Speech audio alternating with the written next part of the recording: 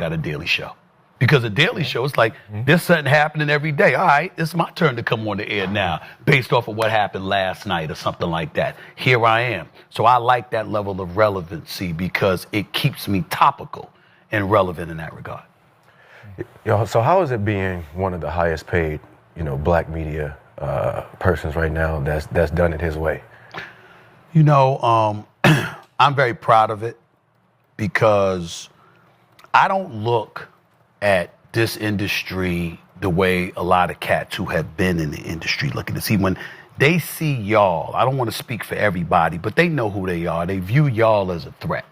You former players, you got this platform. You're not, quote unquote, polished in terms of what journalism etiquette is and all of this other stuff. And as a result, you're invading other people's territory. I've never looked at it that way. When I was a reporter, I was fighting for cats to get paid.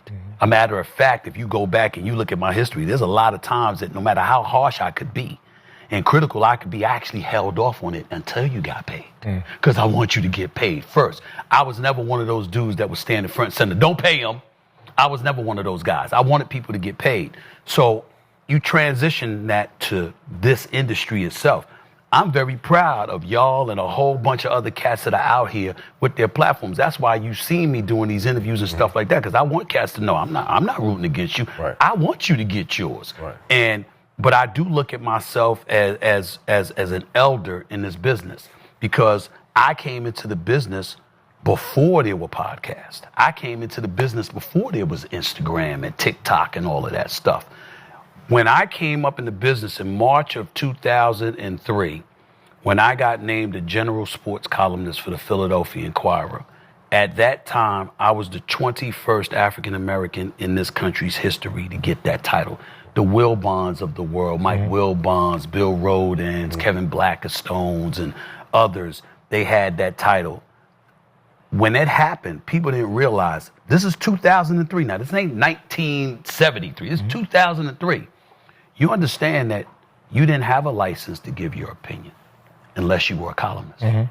So in order to express your thoughts and perspectives, not just report on the facts, but to give your opinion, you had to be licensed as a general sports columnist or an NBA columnist or an NFL columnist to give your opinion. And in 2003, there were only 20 people in American history who were given that license in sports, even though the vast majority of athletes were African Americans. And so think about that for a second. When you look at it from that standpoint, and then you see all of this happening today where all of us got an opinion and all of us got a voice. Yeah, the advent of technology has assisted in that dramatically, and we get that part. But the point is, people actually care what you have to say and what you have to say. Not just because you're players, but because you have an informed opinion.